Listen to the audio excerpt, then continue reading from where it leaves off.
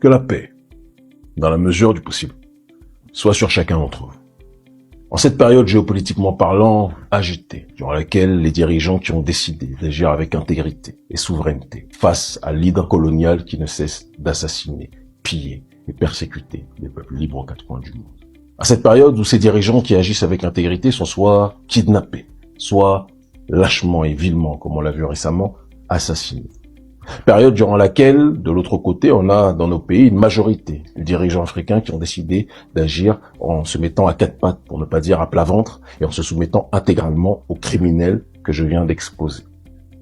Et que ces gens qui ont décidé de se soumettre pensent être confortés dans leur position, puisqu'ils voient que ceux à qui ils se soumettent sont en train de contrôler, dominer le monde, violer toutes les règles, sans que personne ne puisse résister.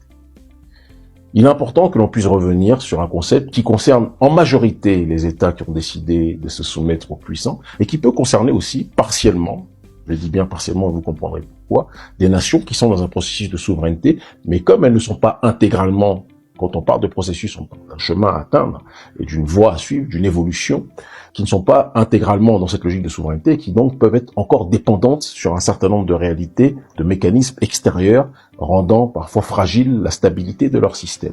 Il est important que l'on puisse approfondir cette notion dont on va parler, qui se nomme le concept de l'extraversion. Quand on parle de l'extraversion en économie politique, on parle d'un processus et d'un concept qui a été d'abord théorisé et popularisé par le grand économiste du Sud global, Samir Amin, et qui, plus récemment, dans l'ouvrage La politique du ventre du sociologue français Jean-François Bayard, a été approfondi. Quand on parle d'extraversion, on ne parle pas simplement de quelqu'un qui est dans un processus d'être ouvert au monde. Quand on dit que quelqu'un est extraverti, on dit que c'est quelqu'un qui a le contact facile. Et c'est le contraire de la personne introvertie.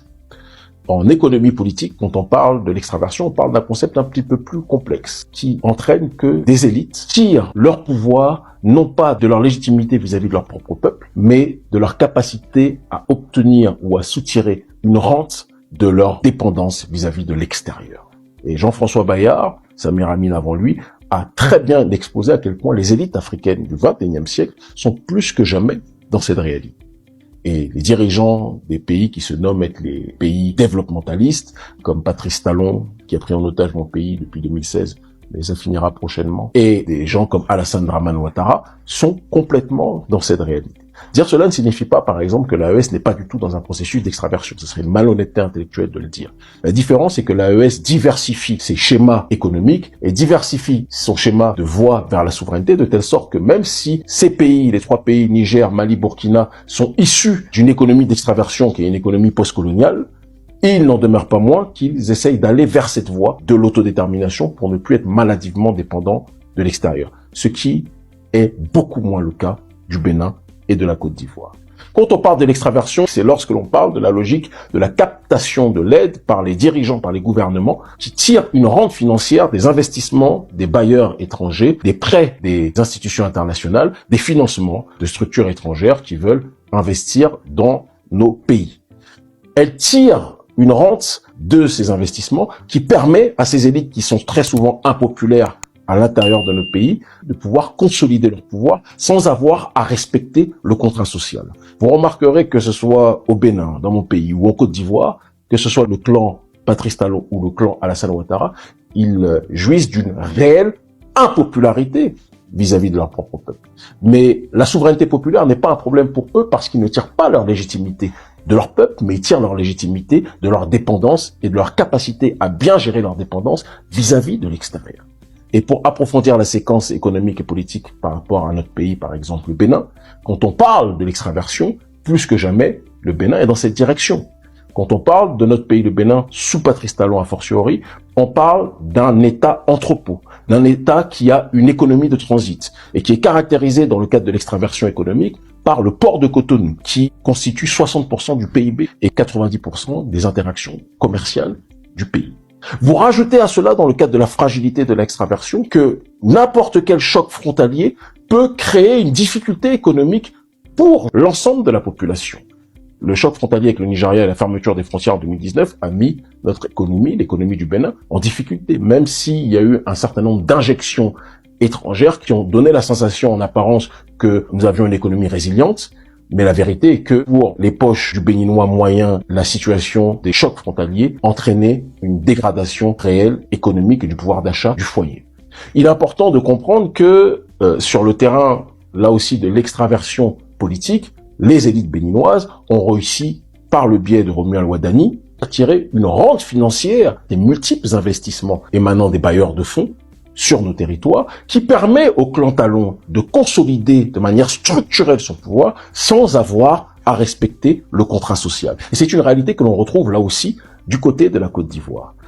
Dans cette même veine, le phénomène de l'extraversion favorise les secteurs à haute intensité de capital, mais à faible intensité de main-d'œuvre. Qu'est-ce que cela signifie? Ça signifie que, dans la logique justement des autorités béninoises, mais aussi ivoiriennes, les investissements sont beaucoup plus concentrés sur les infrastructures. Cela génère de gros financements qu'ils ont eux-mêmes reçus de l'extérieur, même s'ils ont pu prendre une rente financière pour pouvoir consolider leur pouvoir, mais cela n'engendre pas une haute intensité de main-d'œuvre. Généralement, c'est une main-d'œuvre qualifiée et qui n'est pas extrêmement nombreuse. Très souvent, c'est une main-d'œuvre étrangère. Parfois, c'est une main-d'œuvre locale, parfois, je dis bien, mais qui n'est pas massive de telle sorte que l'économie, par ce biais, entre autres, ne ruisselle pas. Et donc, on est dans une réalité où, quand on nous parle de la croissance économique du Bénin, qui est de 7%, qui paraît extrêmement élevée, c'est une croissance qui, en réalité, bénéficie à l'élite, mais ne bénéficie absolument pas à la population qui ne mange pas, qui ne ressent pas cette croissance en tant que telle. Il est important de dire que pour plaire à l'extérieur, parce que c'est leur processus, c'est leur schéma économique, c'est leur schéma de prédation, pour plaire à l'extérieur, ils ont accentué la répression fiscale. C'est-à-dire que là où on a déjà une population béninoise qui n'est pas dans une capacité d'avoir un pouvoir d'achat large, on la surtaxe pour pouvoir justement donner des gages à l'extérieur qui sont dans une logique d'agir vers la voie de la modernisation et répondre aux conditionnalités qui leur permettraient d'obtenir un certain nombre de financements émanant de l'extérieur. La réalité est que pour les États extravertis et les gouvernements extravertis qui sont dans un processus de continuum de la néocolonialité, les dirigeants de notre pays, le Bénin, comme les dirigeants néocolonisés du pays ivoirien, on pourrait élargir à d'autres entités, à d'autres nations en réalité, sont plus que jamais dans une logique de tout faire pour plaire à l'étranger afin que l'étranger puisse les financer sans avoir jamais à plaire ou à rendre des comptes à ceux qu'ils étaient censés protéger et représenter, mais qu'ils ont fini par tyranniser et persécuter.